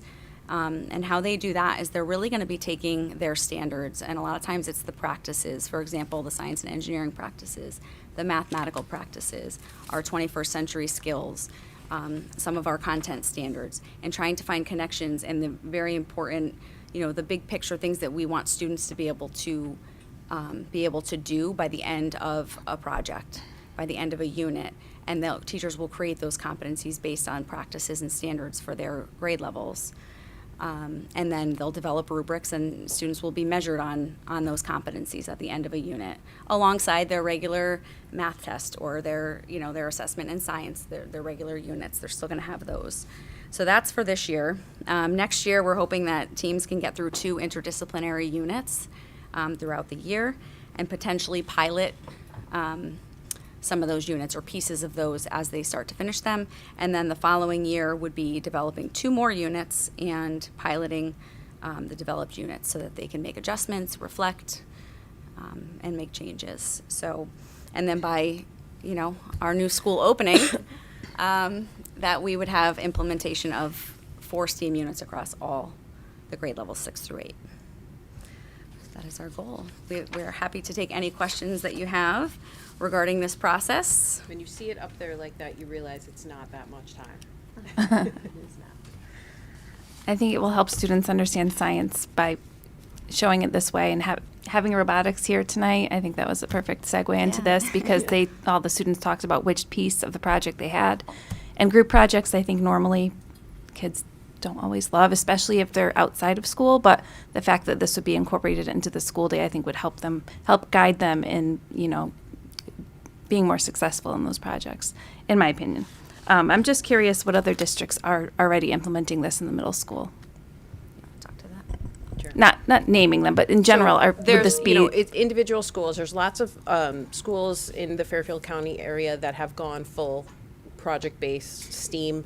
The state of Connecticut, so there's a lot of districts around us that are dabbling in it. They're starting to build units. The state of Connecticut has given us access over the last couple years, 2 or 3 years, to a program called Defined Learning, which is a bank of project-based learning assignments that are completed but can be tweaked by teachers to match what it is that's happening within their classrooms, and that has been really, really helpful in even teachers. We have some 6th grade teachers that are working on some projects now just because they want to, and it's a good foundation. And so that particular program, because it's free to districts, there are lots of districts that are using this in pockets. When you see when it's a STEAM school, you can pretty much guarantee that they're doing a project-based model. When you say a STEAM school, though, they still have their core academics throughout the day. Oh, It's yeah. not everything is science, Right. engineering. You can't do it. Yeah. You still need to learn the math and the science and all of those concepts. But it really English. is the application at the end and the pulling together of why do we need to do this? How does what we just learned in this last quarter apply to real life? And allowing them to explore some things and use the knowledge that they have gained to demonstrate some competencies within multiple disciplines. And as far as alignment goes across the district, we do have K through 5 teachers are currently developing performance tasks as well. That some are using this defined learning platform, which is essentially a project at the end of a unit. So even our younger students are engaging at a smaller scale in projects such as this, and they're also exposed to STEM in their library and media classes as well. So we're really trying to enhance that at the K-5 level to lead them to the middle school, and then beyond that to our STEM programs up here at the high school and our pathways. Yeah, so we hope to see some nice alignment there, district-wide. All right. Are there any questions? Matt. I was just going to say, it also seems to lend itself more to giving students ways to be creative in how they learn scientific concepts and mathematical concepts. Because if you try to give a basic level, even if you looked at the elementary level in a PE class, when you play that game Acid River, where you give the class a bunch of just random objects and say, you have to get your entire group from this side of the gym to the other, and you can't touch the floor. That is basic scientific problem solving for very young kids. Cooperative collaboration. Right. So you take that example and move it forward. There's, okay, here's a bunch of more advanced tools. And now here's the problem you have to solve. You have to build something that will travel underwater across the Connecticut River from Cromwell to Portland, and it has to be able to do it in 20 minutes. Well, that now it's much more advanced because they're older kids, more knowledge. But you're still just giving them the basic tools, the problem to solve, and requiring them to go back on what things they've already learned, their concepts, right? And then also take in new ideas, listen to what others are saying around them, so there's a collaboration, and really problem solve. So, you really are talking about, we have any engineers in the house? We do have our building committee chair here, Rosanna Glynn, who is a I said project that- engineer. I said that because she was here. But you really are talking about the basics of engineering, which is what, to go back to your earlier slide, that's what these companies are looking for in employees as they get older, is problem solving, working together to address problems, and here's your basic tools, here's the problem. We don't have a solution. You got to figure it out. And kind of that, when we talk about taking risks, that willingness to fail. So I really appreciate this stuff because it really does. I like the creative side. There is an artistic side. There's a lot of body movement for kids who struggle with sitting still for long periods of time. If I'm wrong, correct me, but this is my understanding. This age group, particularly in middle school, lends itself to this instructional model just because they're up, they're moving, they're curious, they want to be hooked into something, they want to feel like they're adults participating in the adult world, and so we give them those opportunities through this. And I think I have seen this done before in a previous life. We have done this, and the engagement is incredible. Well, as a teacher, this is great. I really enjoy teaching things along these lines because there is a lot of freedom to the kids, but there's also a lot of, I get to be really creative as an educator beforehand with all the setup and what's the problem I want them to solve and what are some potential solutions and trying to anticipate what problems they might run into. So as a teacher teaching in this way, it's actually really, really exciting to get involved in. You're not following, and forgive me for this, you're not following a rote curriculum where you do A and then B and then week 1 is this and week 2 is that. Yes. Yes. 7 minutes. And the kids listen to you when you have 7 minutes. 7 minutes. Yeah. At 7 most. minutes at most. And then they're done with you and they want to get engaged or they'll start doing this. So as Or as a anything. teacher, planning these things out and preparing for these things is actually way more fun than prepping and planning for my normal lessons. So And it does I'm excited allow for our teachers. For teacher collaboration, which we all know as Yes. teachers is the key part of what we do. Like, there's just, if you've ever been in a PLC with teachers working together on things like this, there's a lot of energy in the room, and this is when teachers really, really get to shine. And I want to make sure that everyone knows that even though it's a big project that incorporates all of the different subject areas, there are pieces of it that belong to each of the content areas. And so those particular pieces could be graded as a project within that one class, but then there's an overall rubric that says, here are the skills that we wanted to make sure that you demonstrated. And so in every class, they'll be checking themselves off and really kind of reflecting on how well they were able to demonstrate the competencies that were established for the quarter in all of their classes. Well, and it's accessible to students of all abilities. If you have someone Yes. who's particularly good with their hands or particularly good with their kinesthetic abilities, they might be someone who's doing more of the building and putting together. You have someone who's really good with numbers, they might be the person in the group who's dealing more with some of the mathematical problem solving. So, it really does lend itself to kids' individual talents and skills. And it also, at least my belief is, it also actually lends itself really well to improving social emotional behavior because of interactions. It requires you. Human beings are largely social creatures, right? And this is a very social way of learning. So there's so much good about this. Can you make this happen next year instead of 2025? I've been trying. Well, but isn't it good? we do have Rosanna, aren't you teachers happy that are to hear running. that we are? We have No, I runners. know, It makes I you know. excited We've got to like runners what you're going. doing. I was kidding. I was kidding. But we have, and we've also been I'm doing a excited lot about of, this. when you were talking, all I could think of was the UDL framework and really looking at, different ways to engage students in really demonstrating what they know. And this is that, it really kind of organically goes together. And what they're doing is rigorous and it's relevant. And that's another framework that we use here that the teachers are familiar with. And so lots of the pieces of all of the things that we have been working on are culminating through this curriculum development. And with our brand new beautiful building 4 times a year, we're going to showcase this work. And Yes. the community and families are going to get to come into the school and actually see what the kids learned. And hear them talk about it. And hear them talk about Oh. it. So, yeah, that's pretty exciting. We'll be making those videos.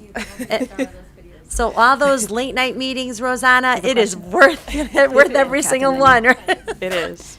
All right, we have a couple more questions. Catherine and then Kelly. Just real quick, not all kids like socializing and group learning. There are a good number that don't. But there's enough roles in this model that the ones who that just don't to still say that, have to your still have a point. part to do. But yeah. the other piece I wanted to point out, and I'm not sure if it's still happening, but I know pre-COVID, we did have in the grades at the middle school overlap of teachers that are working together to make sure that they overlapped. Like the science teacher would work with the LA teacher to make sure that the writing pieces that they were working on, and also with social studies. So I know that they have already worked together and said to the students, we're doing this along with your other teachers. So we know what you're doing, and here's how we're building on that. So they've already, and correct me if I don't We know have if a team. We have a team model. Yeah, and they've already been doing a we're set up. good for job this. with it. Yeah. So to expand on it more would be wonderful. But just a shout out to the teachers who have already been working together through a lot of this through the years. So yeah, but this is a great concept. Great, excited to see it go into place. Me too. Kelly. Mine was more of a comment to bring back the robotics club. Like Matt said, I mean, my daughter was part of it, so I got to see how it was built, but even each one of them, it came out of their comfort zone. So the ones that worked better with the website did better with the website. But like John Marco had a hand in everything because he helped in each part, but he was the main driver. But then when you saw him at the competition, you could see the pride that they all had, even though 2 were on the field, they all had the pride. It was amazing. I think this is great. It's going to be great. And we know that not all students love to, work collaboratively, but the truth is that in the real world, most of us have to in most situations. And so they do need to learn those skills, but there are pieces for every student in the projects. And it won't be the only instructional model. We're still going to be having targeted Yeah. small group instruction in the classroom and meeting the needs of all of our students based on data and filling gaps where needed. But this is going to be This is the fun part, yeah. That ties into my one question that I had remaining was it will still, our students will still succeed in our standardized tests. Yes. Right? I mean, it'll still be It's aligned all with standards that. aligned. It's so, the students are assessed on the standards. That's what we're using to ground all of our work. So all of it will align. Because those tests won't be different. They'll still be, computerized and multiple choice. Yeah. And You'll they'll never s- I have mean, a they'll part still for have those explicit. things. We have to have time for explicit, direct, targeted instruction. And if we don't, then that's creating Lucy Clockins. Sorry, couldn't help it. But we have to make sure we have all those. Again, to Carrie and to Julie, this is yeoman's work. I'm so happy to have Rosanna here tonight because there's so many complications, obviously, in building a building, and you start to get weighed down. But I hope you saw everything of your fruit of labor and how exciting this really is going to be. And there are STEAM schools in Connecticut. Most are in Fairfield County. I believe that we can do it better. There's some magnet schools that are There's some STEAM magnets, focused. charters Yeah. who have that focus, but some of our students who are leaving to go to these schools, and we've had students stay. The whole is to keep them here, because we do it just as well, if not better, here. So this is really exciting. We're an exciting path for pre-K through 12. My office is very busy. Yeah, it is, and fun.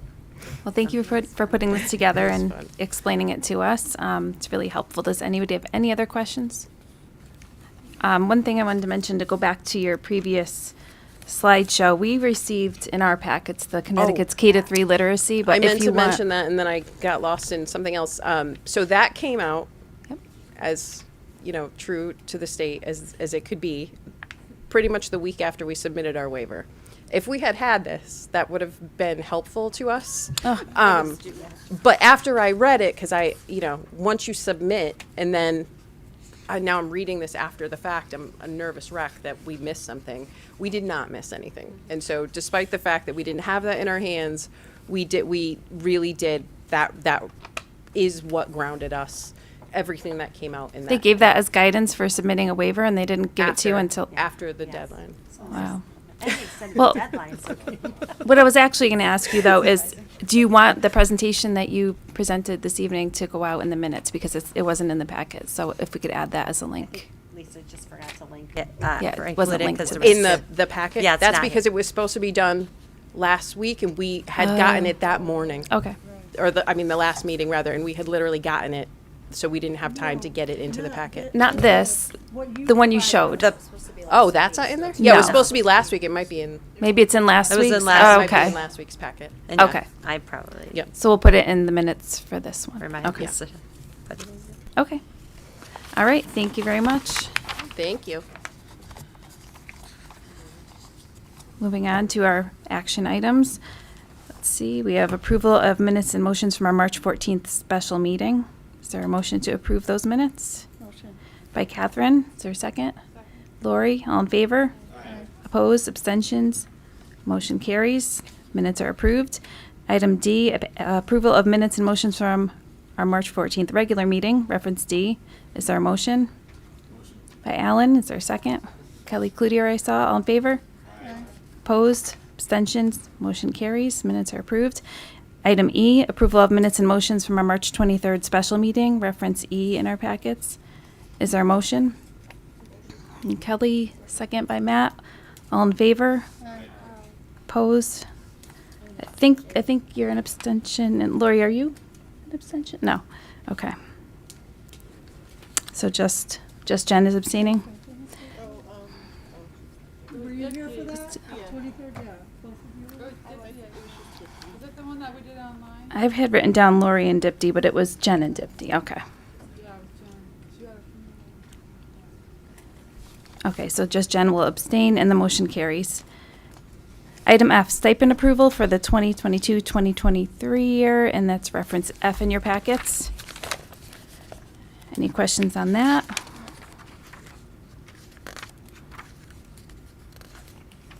Sorry, I'm just getting to it, and that was for lacrosse, Cromwell High School lacrosse. Well, for boys about 10 years and girls it's been Is there a motion? Sorry, you want to answer the question? The question was, have we always had a lacrosse team, or is it new? We've had it. This is the boys JV coach. Okay, thank you. Would anyone like to make a motion to approve that stipend? Jen, second by Lori, all in favor? Opposed, abstentions, motion carries, the stipend's approved. And then item G is a human resources personnel activity, reference G in your packet. And do we have Ms. Demorrow tonight? I haven't seen her. Yes, she's Oh, here. hi.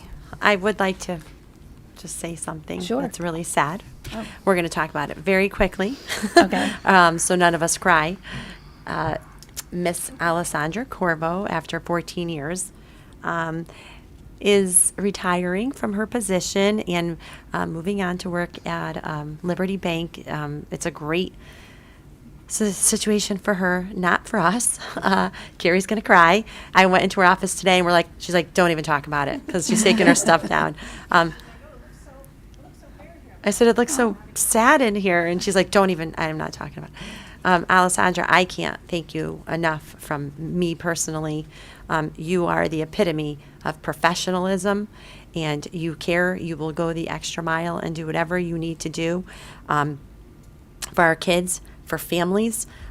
You pick them out when they're registering. Have always come to me and said, what else can we do for this family? The limit is not the school system. It's what can we do out in the community to help this family. And I am going to miss you tremendously. I'm not going to talk about how much Carrie's going to miss you because that's a whole different thing.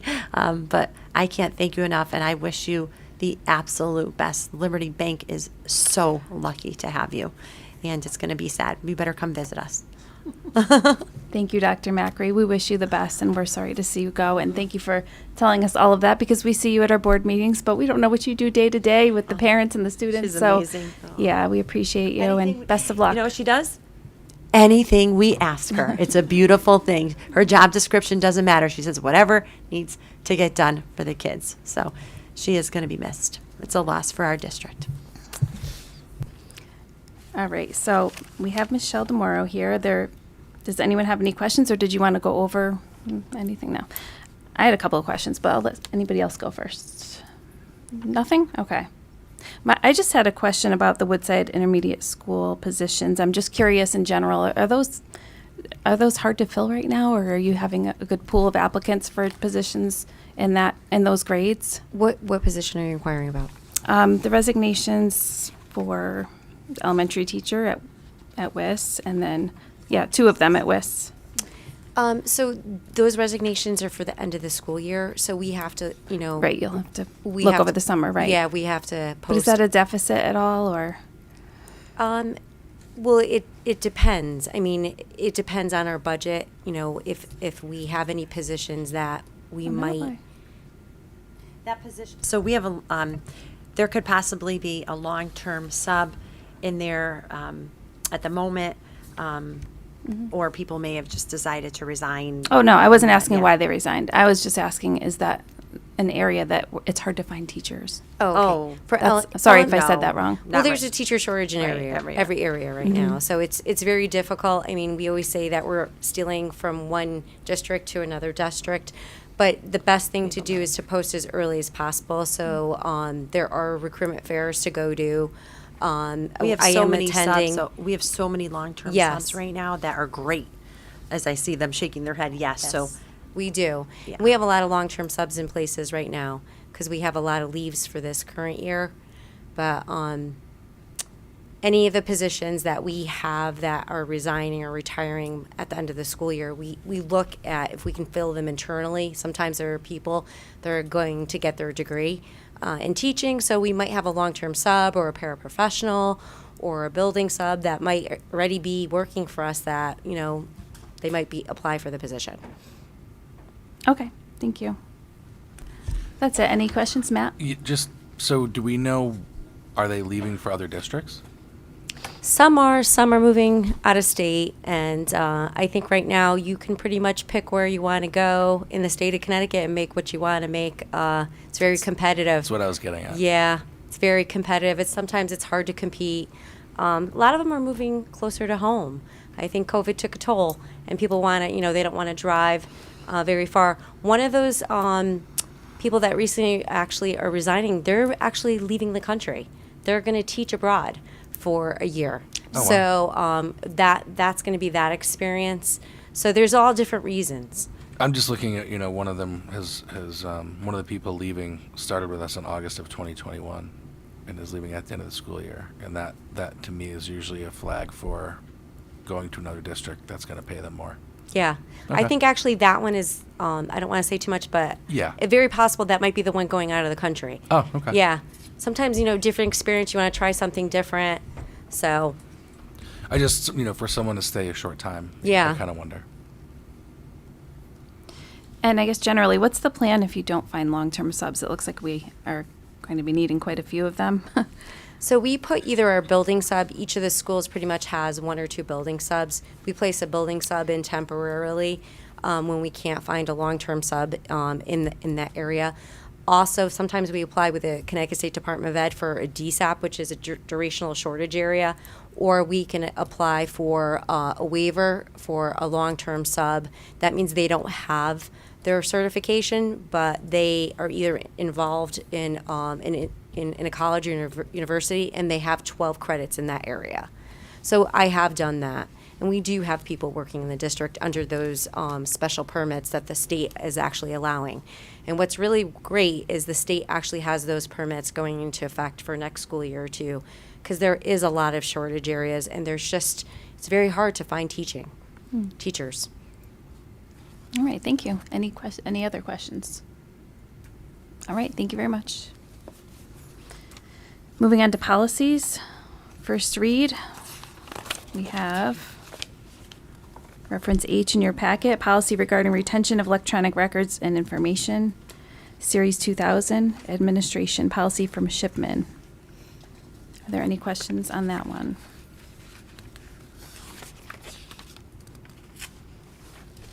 No.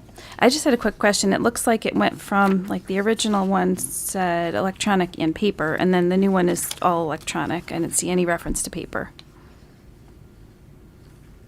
Does that mean that nothing is done on paper anymore? No. Or is it that we can take paper and scan it in to make it electronic? I don't know. Reference H. That was kind of what I assumed. Well, I just noticed that, you know, the title of it, policy regarding retention. Don't they fall under a different policy? Do they? Okay, Although I figured it was I something believe like our that. paper records fall under a different policy. I'm not sure. You know what? This is Shipman's fault, and I have 2 people here to blame. We are moving from K policies to Shipman's policy, so I'm going to make an assumption, but I'm not 100% sure. I want to go back and look to see if there's a retention of just, you know, paper records versus electronic. We could have. I don't even remember. Did we? Yeah. Oh, there's guidelines about all records. Yeah, You're right, we've the already state. approved Okay. that policy. So this is probably. So it's in a separate policy. Yeah. This is it's a mandated policy, though, so it must be above and beyond Okay. what we have to do as far as storing electronic information. Thank you. All right, so is there a motion to approve that policy? Motion. By Lori, second by Al. Did I hear Alan? It's first read. Oh, it's first read. Okay. So there's no action to take on this. On any of these? Okay. Sorry about that. There's only 3. All right, so first read policy regarding employee use of the district's computer system, electronic communications. Any questions on that right now, or we can just wait for the second read? Okay, and item C, administrative regulations regarding health assessments, screenings. Any questions on that? Those will all go to second read at our next meeting. We have no policies for second read this evening. Board committee reports. Policy committee, do you have anything you'd like to report? Okay, and then the minutes are included in the packet under reference K. Facilities and technology did meet this evening. Did anyone want to give a little summary? Jen, would you like to, as the chair? So we talked a little bit about the grease traps and how we're going to try to move to have them just cleaned once a year to try to save on costs. We're going to have it evaluated to see if we can do that. We talked about the irrigation system, which was approved, the facilities assessment, which we are hoping to bring forward to town council and board of finance. We did get a quote for that between 52 to 60,000, and that's going to either include the lower version. The 52,000 includes the high school. Includes buildings, but not fields. And the other one includes fields and buildings, but not the high school or the middle school fields. What else? We just got a little bit of update on the culinary arts kitchen. There's an issue with the griddle, right, Matt? And some flooding going on with the sink. So they're working on repairing that. And we just also discussed the 5-year capital improvement plan and how it's important because we need it for NEASC. Did I miss anything? Can you just elaborate on the kitchen that you're talking about, the grill, the brand new kitchen? Brand new kitchen. Can you just give more details on that? It's just not working. It's not working, so we're getting. There was a Melinda's here, St. John. I believe it hasn't worked at all. The grill. It worked when we first. Oh, it did work? Oh, okay. I put thought it did. together, Yeah. and we tested it, and now it's not. So we're just trying to figure out what's wrong with it. We're waiting for someone to come and fix it. I'm sure we have a It's still under like warranty, right? warranty. Oh, absolutely. Yeah. Yes. We're not spending any money on. No. No. Any other questions? Do we think that that's like how long that? Do we have any idea how long it's going to take to get it fixed, or do we don't know yet because no one's looked at it, or? We're waiting for someone to look at it for us. So we don't know. Right. Okay. I would say inside a week or so. Someone will come and look at it. Right. Okay. Takes Thanks. forever to get You're people welcome. here. It's crazy. All right, topics for future agendas and possible action to approve additional topics. Anything from anyone? All right, we'll do. Just quickly, you'll see there's a 5-year capital improvement plan, and we are working with the town, regardless whether we work with the town or alone on getting a 5-year capital improvement plan. We have to have one. I'm going to send you for the next board meeting. I'm going to send you the preliminary visit from NEASC and what they found. And one of the findings, I know you're going to be so surprised, is that we need to do something about our fields. And another component is we have to have a 5-year capital improvement plan. So I explained to the facilities committee and to some of you in meeting with the town, we got a proposal so that there's a building study, site study, and then a field study. We went out and got this proposal. I am going to send it to the town manager, the mayor, board finance, 2 members that were on the at the meeting that we had, so that they see how much it's going to cost to actually do the study, and let me know if they want to talk about it to the board of finance, or if they want me to with them together. I don't mind talking about it. I don't mind going to the board, just kind of like we just did the irrigation. Then I'll need your approval again to go talk to them about getting a study.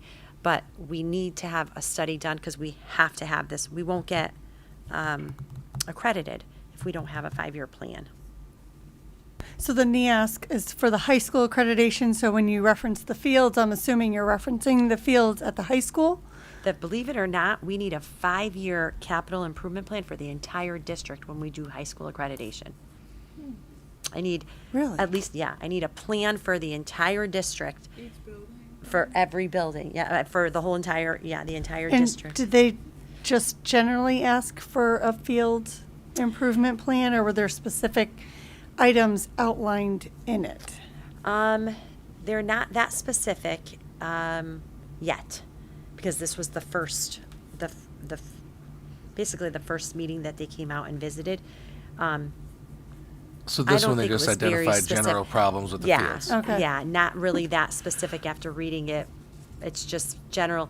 And they get information from actually seeing it, observing, but then talking to people too, talking to teachers, talking to students, talking. Does Matt was Ms. our rep. Maher get a copy of that? Oh, yeah, Miss Maher. Okay. Saw the copy, yeah. Absolutely. She actually was on the team that participated in talking about all of this, yeah. And the 5-year capital improvement plan, is it limited to 5? Could we do 7? Like, if we wanted to, would they accept that? I think, I think a 5 to 7 year plan, I mean, I'm sure they would be fine with it. It just, the further out you get, the more unrealistic, you know what I mean, it gets And just to meet your goal. For other people to kind of understand, what would happen if we didn't get accredited? So it did happen next door. Carrie was a teacher there at the time. They shut you down, and they will shut you down. No more diplomas for anybody. So if you're not accredited, your high school students cannot get a diploma. Yeah. How So many people are watching this YouTube? yeah, so we definitely need to have all of this, and I am in discussion with all of this with the town as well. And I'm going to, as soon as I send you the copy, I'll send them a copy to read too.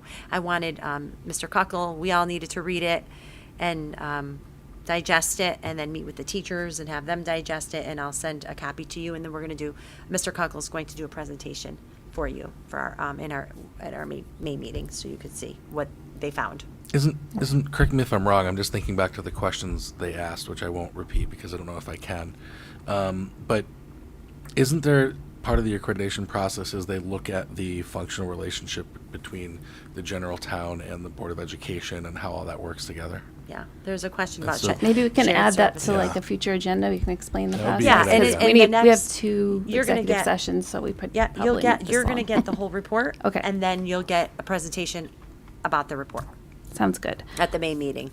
All right, we do have 2 items that will be discussed in executive session, but before we make a motion to go into executive session, does anyone have any updates, announcements, comments, anything they would like to say? Anyone at all? By show of hands this time, we'll go around. Okay, but I do want to just, on behalf of the board, thank you, and all the teachers and administrators and everyone that did this wonderful thing for us. We so appreciate it. It's very touching. Can't wait to read all of our cards. So is there a motion to go into executive session for the discussion of an attorney-client privileged communication regarding a contract dispute? Do I do both of them at once? I think I'm Well, do you have to invite different people? Jess, do you leave for the first one? Or can we? And I mean, does it matter? We can invite you both in. Okay. We'll invite both Gloria and And Jess. also discussion and possible And action concerning security strategy or the deployment of security personnel or devices. And in that, we will invite Attorney Loran Askloff as well as Attorney Jessica Ritter. And we'll also include our building committee chair, Rosanna Glenn. Dr. Macri, and I believe that's it. Thank you. Is there a motion? Motion. Catherine, second? Alan, all in favor? Opposed, abstentions? We are in executive session at 9 p.m.